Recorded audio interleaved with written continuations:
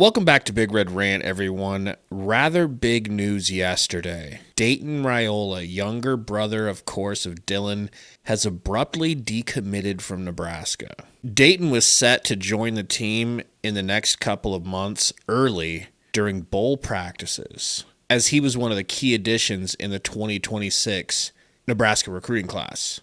And this has launched all kinds of theories. I'll be honest, Gary, when I first heard about this, my worst fear went to, does this mean that Dylan is leaving and that's why he doesn't want to come to Nebraska?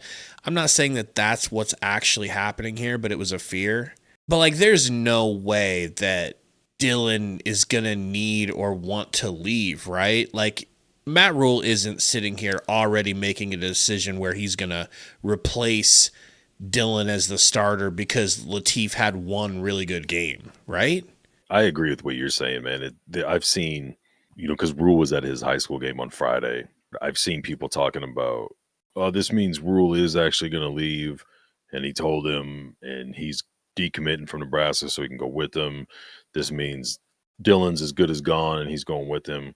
I think it's just as simple as Latif showed out his game he got to play. He's got 2 more weeks to show what he can do. But even if they don't look as impressive as the UCLA game or even a game or two looks actually bad, seeing what he can do lets you know that even if he doesn't repeat that, 1 or 2 more times, that's not attainable. Another year of developing in the off season, things like that. You won't need him next year. I mean, there's most likely, we agree there's going to be a quarterback controversy going into next year when Dylan's good to go. But if he shows you he's not 100% ready, that was just a really good opponent at home, basically a home crowd.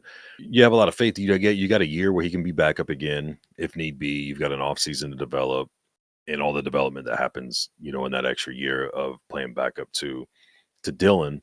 Or he looks great, and now it's like not only do they have a 4 and a 5-star lead 11 quarterbacks on the roster, they've got a quarterback controversy between those two, and you're coming in as a freshman, and it's not like, well, I'll just redshirt this year, one of them's gone, because Dylan has 2 more years, Latif's going to have 3. So then you jump ahead to the 27 season where you got Trey Taylor getting ready to come in, and he's a 4-star lead 11 kid, all in on Nebraska, coming here to help recruit live, doing what he can do, posting things on Twitter and all that of how he's got goals of putting on 10 pounds and getting faster, and he's constantly training, and the dude looks like he's going to be legit. So I was talking to you earlier. To me, if his last name isn't Raiola, this isn't a big deal. It's like, okay, a 3-star quarterback decommitted. We've got 2 studs here. We've got guys that are still there, depth wise. And in 2 years, we're going to have what looks to be like a very, very good, stud quarterback coming in. So I don't want it to come across like I'm saying he's afraid of competition or he's doubting himself. But in this era of football, man, how much money is Nebraska going to be willing to pay their quarterback room when one can play? You know what I mean? I don't think they have any desire of splitting time between quarterbacks. So you're going to be paying guys to be ready if your starter gets hurt, and then you're still paying your starter to not play because he's hurt. Like, how much more are you going to try and pack that room with? Whereas the 3-star, the highlights he's putting up in high school, things like that, he can go to a lot of other schools, get legit money, probably more than he would make to be competing for a second or third string spot, and then play more, showcase what he's got and develop as he's going. And everybody, especially these guys that are highly recruited, they all have NFL aspirations. So I'm not shocked by it. Of course, there could be some big secret we don't know about that people are going to rumor up until, next season, and we know who's actually staying here and who's going and blah, blah, blah. But I'm just not that surprised by it, man. It's nowhere near as devastating to the program as if Latif or Raiola leaves. It's not as big of a story to me.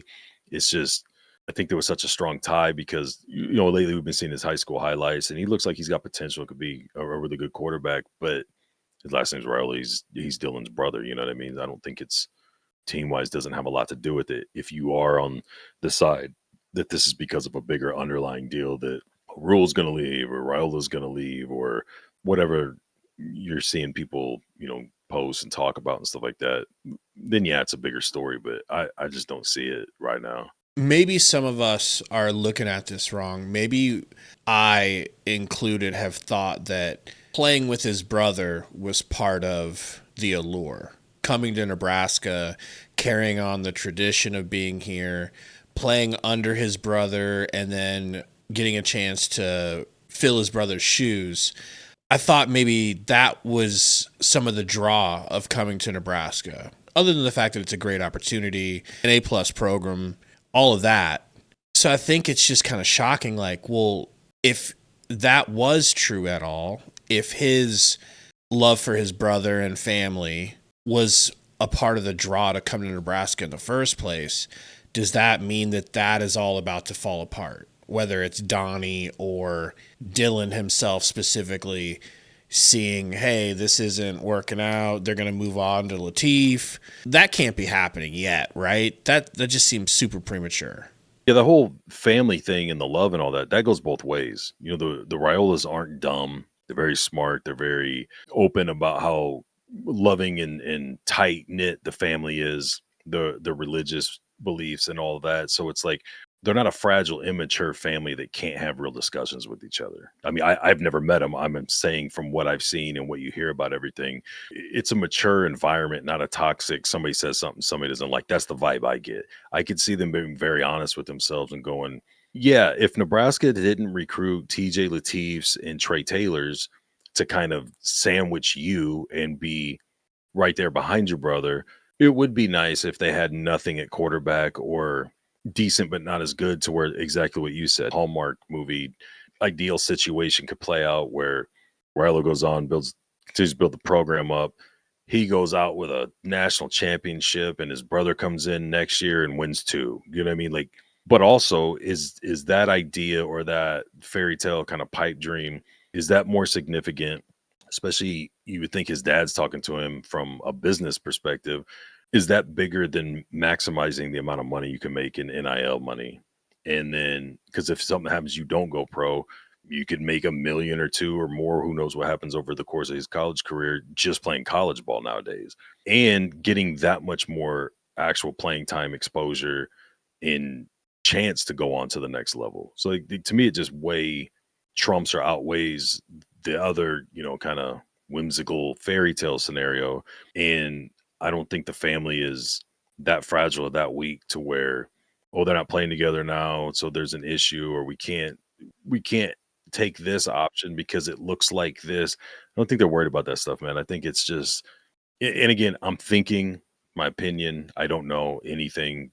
We could be doing a video in a day or a week about some drastic thing, and it comes out later. But I just honestly don't believe that, man. I think it's just as simple as that quarterback room is getting very crowded and very talented, which is great for Nebraska.